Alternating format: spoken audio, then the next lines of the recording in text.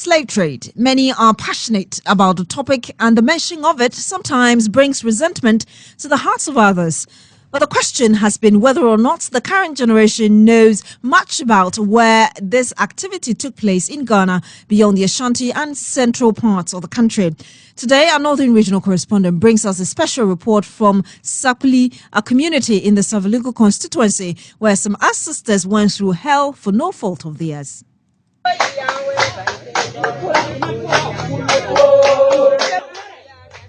In the 15th century, Ghana, which was known as Gold Coast, was one of the centers of slave trade.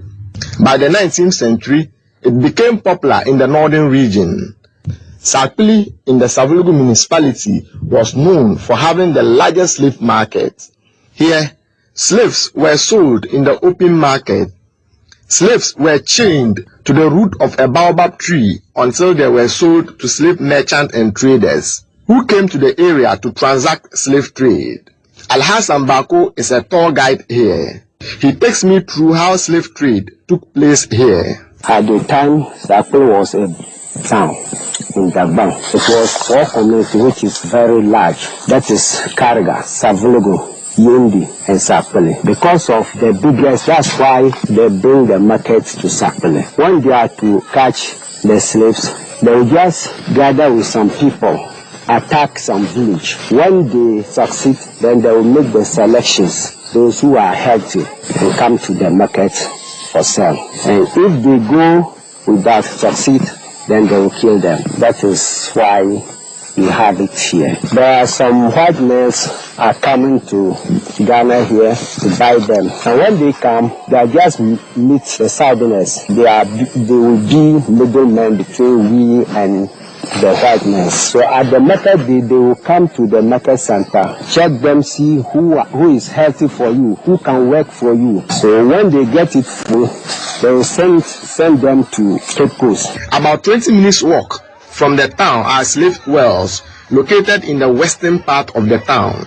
These wells were dug out by the slaves captured in the neighboring towns. The time that they are catching them, they are dying because of pests. And they think, those who are catching them think that let's look around to see where we can get the wells for the water to store for them to drink. They go around and come to this place to see that when they dig here, they can get water here for them to drink without dying. And they came here and started digging it. They dig it more than 20 wells. If they come like morning, they will bring them here to bath and drink and send them back to the market center, waiting for the market day to come. And when market day comes, they will bring them to the market center for sale to them. The road leading to the community, the slave wells, as well as the slave market, are in a deplorable state. The chief of Saakpuli, Abubakar Al-Hassan, is not therefore happy that this important historic site has been left to rot.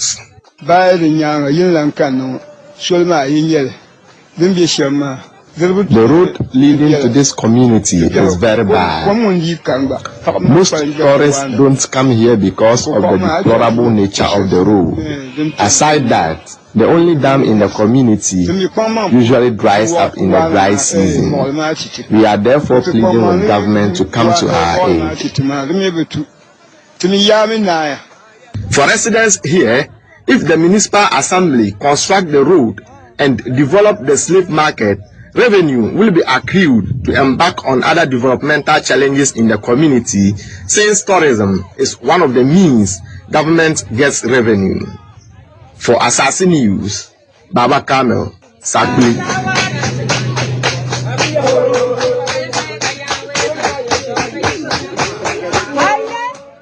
Let's have a quick chat on this. I'm joined on the line now by Kweku Dakwankwa. He's a historian. Good evening to you, sir. Thank you for joining us.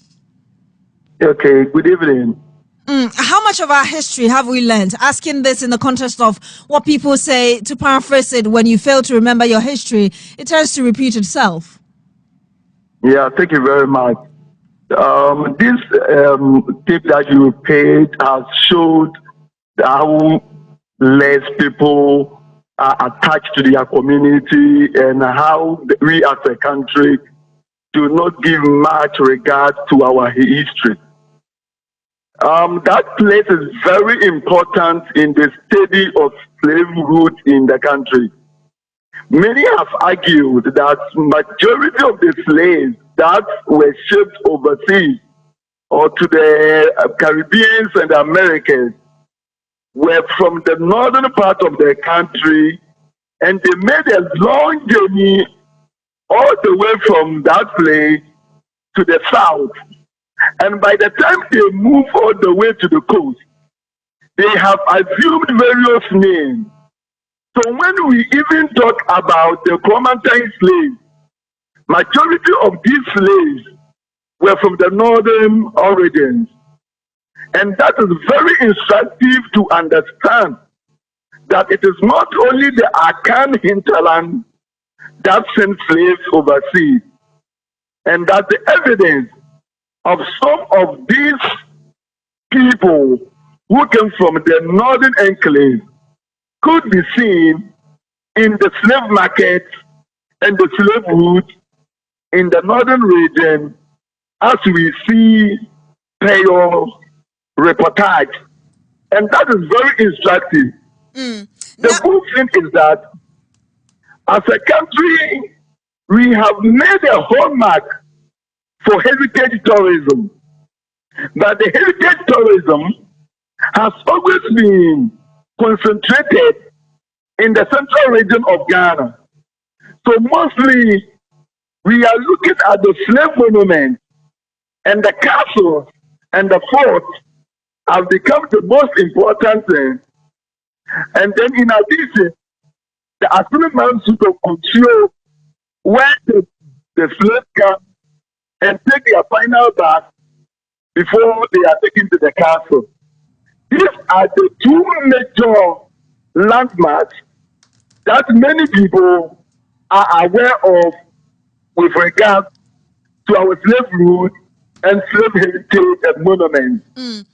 So this report should be an eye-opener for the government, which is now expanding the idea of the heritage tourism with regards to the new office that has been created for the year of return, to expand, to include some of these facilities and cultural landmarks, like the ones in the report.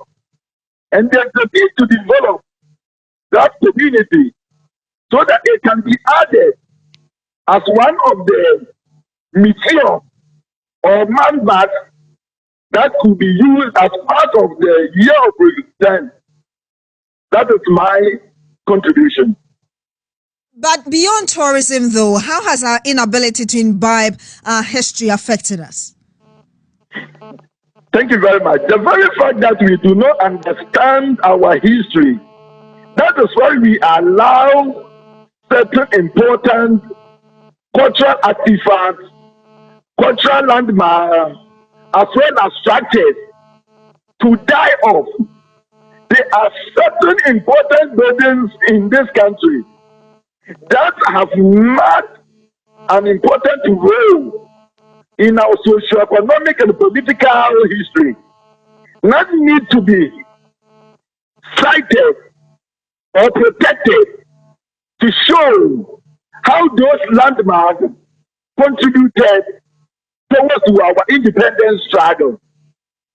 And these are very important, because if we don't know, how are we able to point at a structure, at a community, at a particular place, and say these are the areas that our forefathers stood, sat, or contributed to cause the political aggression that led to our self-group? And this is very important, because if you don't know and treat those places and then give a due recognition, how are we able to inspire the young ones from this community to know that even their community has a statement in the independence as well as the socio-economic development of the country from the colonial days? These are very important. All right, we'll end it here. Thank you very much, Kweku Dako Ankara. He is a historian. Thank you for sharing your perspectives with us.